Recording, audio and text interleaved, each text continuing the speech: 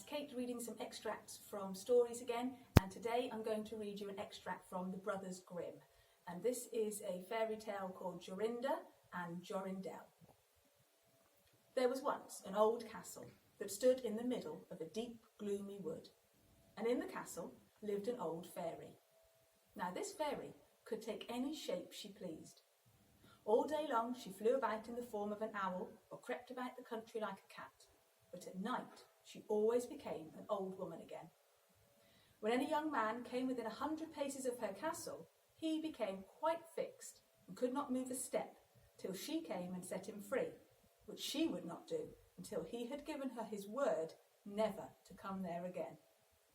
But when any pretty maiden came within that space, she was changed into a bird, and the fairy put her into a cage and hung her up in the chamber of the castle. There were 700 of these cages hanging in the castle, and all with beautiful birds in them. Now there was once a maiden whose name was Jorinda.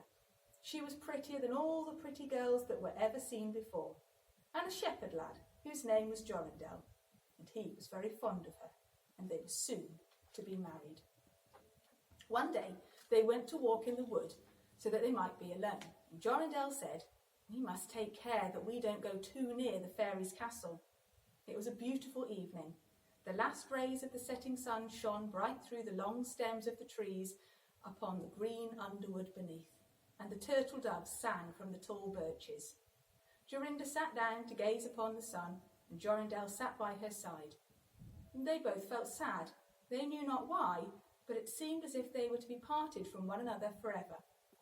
They'd wandered a long way, and when they looked to see which way they should go home, they found themselves at a loss to know which path to take. The sun was setting fast, and already half of its circle had sunk beneath the hill.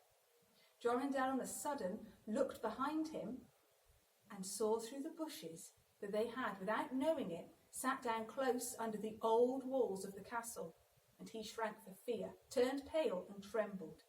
Jorinda was just singing. The ring-dove sang from the willow spray, well-a-day, well-a-day. He mourned for the fate of his darling mate, well-a-day.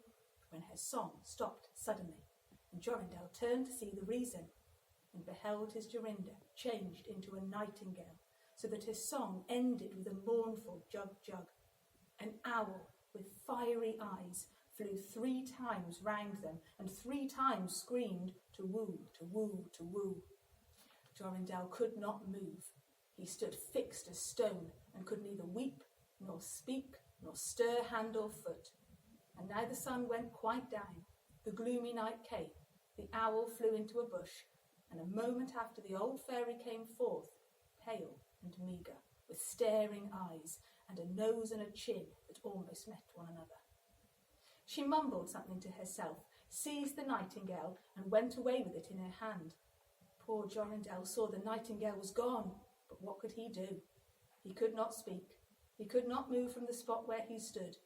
At last the fairy came back and sang with a hoarse voice. Till the prisoner is fast and her doom is cast, there stay, oh stay, when the charm is around her and a spell has bound her, hie away, away. On a sudden, Jorinda found himself free. Then he fell on his knees before the fairy and prayed her to give him back his dear Jorinda. But she laughed at him and said he should never see her again, and then she was away. He prayed, he wept, he sorrowed, but all was in vain. Alas, he said, what will become of me? He could not go back to his own home, so he went to a strange village and employed himself in keeping sheep. Many a time did he walk around and around, as near to the hated castle as he dared to go, but all in vain. He neither heard nor saw anything of Jorinda. At last one night he dreamt he'd found a beautiful purple flower, and that in the middle of it lay a costly pearl. And he dreamt that he plucked the flower and went with it in his hand to the castle, and that everything he touched with it was disenchanted, and there he found his Jorinda again. In the morning, when he woke, he began to search over hill and dale for this pretty flower. For 8 long days he sought it in vain, but on the 9th, early in the morning, he found the purple bright flower, and in the middle was a large dewdrop, as big as a costly pearl. He plucked the flower and set out and travelled day and night until he came back to the castle.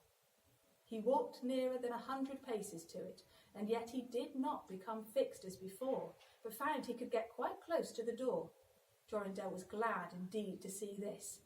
When he touched the door with the flower, it sprang open. So he went in through the court and listened when he heard so many birds singing. At last he came to the chamber where the fairy sat, with the 700 birds singing in the 700 cages. When he saw Jorinda, she was very angry, and she screamed with rage. But she could not come within 2 yards of him, for the flower he held in his hand was his safeguard. He looked around at the birds, but alas, there were many, many nightingales, and he was at a loss to find which one was his Jorinda. While he was thinking what to do, he saw the fairy had taken down one of the cages and was making off with it through the door. He ran, or flew, after her, touched the cage with the flower, and Jorinda stood before him, threw her arms around his neck, looking as beautiful as ever, as beautiful when they walked together in the wood. Then he touched all the other birds with the flower, so they all took their own forms again, and he took Jorinda home, and they were married and lived happily together many years.